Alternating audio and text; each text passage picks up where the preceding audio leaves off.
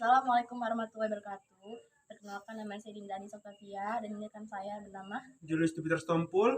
dan saya Diah Ayu Pranyesti. Di sini kami akan mempresentasikan hasil kerja kami dengan tema ayat jurnal. Pengertian ayat jurnal penyesuaian. Ayat jurnal penyesuaian atau disebut dengan adjusting entries adalah jurnal yang dibuat untuk menyesuaikan saldo perkiraan-perkiraan ke saldo yang sebenarnya sampai akhir periode akuntansi, atau untuk memisahkan penghasilan atau biaya dari suatu periode dengan periode yang lain. Ayat jurnal penyesuaian dibuat pada akhir sebuah periode akuntansi, yakni pada saat akan membuat laporan keuangan. Pada saat perusahaan tutup buku, perusahaan akan menyusun laporan keuangan agar perusahaan dapat mengetahui posisi keuangan pada periode akuntansi berjalan. B. Tujuan dilakukannya penyesuaian.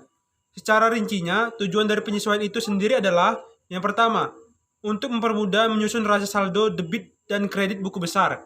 Yang kedua, untuk merekap saldo akun-akun buku besar.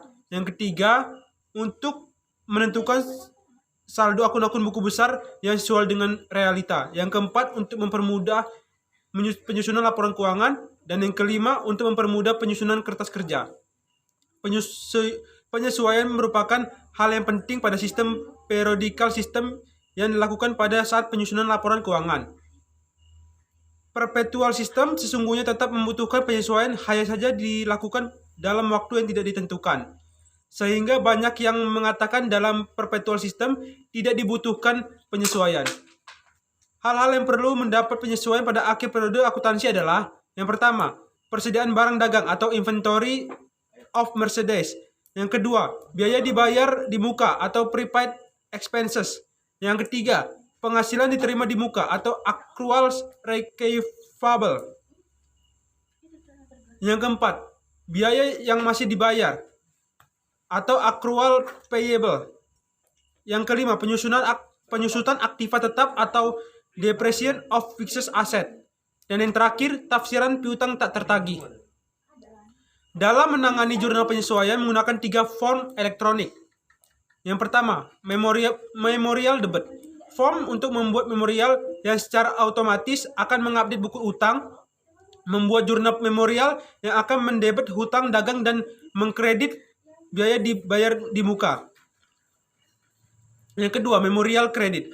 Form untuk membuat memorial debit yang secara otomatis mengupdate buku piutang. Membuat jurnal memorial yang akan mendebit pendapatan diterima di muka dan mengkredit piutang dagang. Dan yang ketiga, serba-serbi.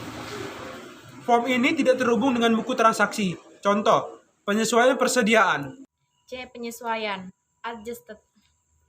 Adjusted adalah penyesuaian masyarakat pada kondisi tertentu setelah terjadinya suatu perubahan dalam masyarakat atau kondisi tersebut. Perubahan unsur-unsur baru dan lama yang bertentangan secara bersamaan memengaruhi norma-norma dan nilai-nilai yang kemudian berpengaruh pula pada warga masyarakat. D. Neraca lajur. 1. Neraca lajur. Neraca lajur merupakan alat bantu bagi para profesional di bidang keuangan untuk melacak informasi penting dalam proses penyusunan laporan keuangan. Neraca lajur merinci berbagai tahapan siklus akuntan. Neraca lajur terdiri atas banyak kolom. Dalam praktiknya, kolom-kolom pada neraca lajur terdiri dari 5 bagian pokok, yang antaranya sebagai berikut. 1. Neraca saldo. 2. Neraca penyesuaian. 2. Penyesuaian. 3. Neraca saldo setelah penyesuaian. 4. Laporan perhitungan laba rugi. 5. Neraca. 2. Tujuan neraca lajur. Secara umum, tujuan neraca lajur adalah untuk menjadi landasan dalam memeriksa sebuah rekening buku besar yang telah disesuaikan. 3. Fungsi neraca lajur. Untuk menyusun laporan keuangan, banyak data akuntansi yang perlu dikumpulkan dan digolongkan. Oleh sebab itu, neraca lajur memainkan peranan penting dalam kegiatan manajemen keuangan perusahaan. Berikut beberapa fungsi neraca lajur yang perlu kamu ketahui, di antaranya sebagai berikut. A. Fungsi neraca lajur. 1. Meringkas data dalam pencatatan keuangan. 2. Membantu dalam pemeriksaan ulang data. 3. Mendukung proses penyusunan laporan keuangan. 4. Menjadi prosedur pencatatan keuangan. 4. Contoh neraca lajur. Kita semua sudah mengetahui bahwa neraca lajur dibuat dengan bagan tabel.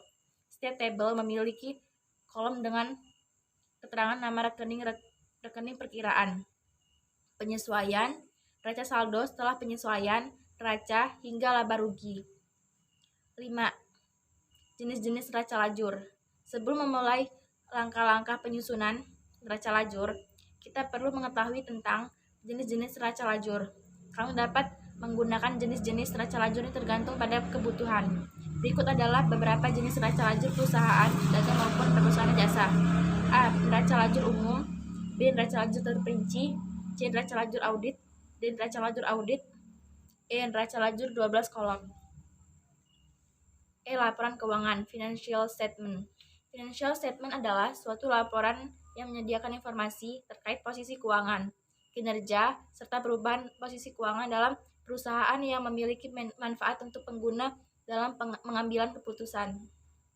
Namun, financial statement ini tidak menyediakan informasi yang mungkin dibutuhkan pemakai dalam mengambil keputusan ekonomi yang secara umum menggambarkan pengaruh keuangan serta kejadian yang sudah terjadi tanpa mewajibkan untuk menyediakan informasi tentang keuangan. F. Ayat jurnal penutup atau disebut dengan closing journal entry. Jurnal penutup merupakan salah satu bagian dari laporan keuangan yang akan disusun pada akhir periode pembukuan. Bagian dari laporan keuangan ini digunakan untuk menutup akun nominal untuk menyiapkan neraca akhir periode. Tujuan dan fungsi pembuatan jurnal penutup. Tujuan utama dari pembuatan jurnal penutup adalah untuk menutup semua akun yang berada pada perkiraan sementara, sehingga saldo menjadi nol. Hal ini dilakukan agar saldo pada akun modal menunjukkan kondisi yang sesungguhnya pada saat akhir periode. Fungsi dari jurnal penutup berikutnya adalah memisahkan akun pendapatan dan beban.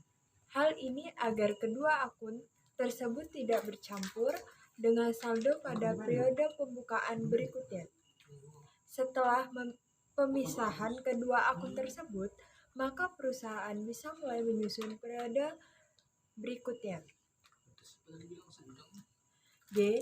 Neraca saldo setelah penutup.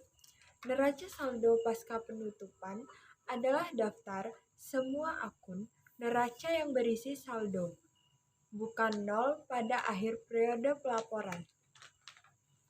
Neraca saldo pasca penutupan digunakan untuk memverifikasi bahwa total semua saldo debit sama dengan total semua saldo kredit, yang seharusnya bersih menjadi nol.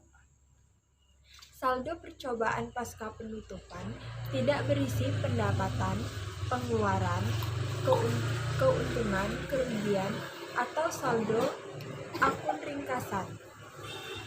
Karena akun sementara ini telah ditutup dan saldo mereka dipindahkan ke akun laba ditahan sebagai bagian dari proses penutupan. Setelah akuntan memastikan bahwa total dari semua debit dan kredit dalam laporan memiliki jumlah yang sama. Langkah selanjutnya adalah berjaga-jaga untuk mencegah transaksi akuntansi untuk periode berikutnya. Ini merupakan langkah-langkah terakhir dalam proses penutupan akhir periode akuntansi.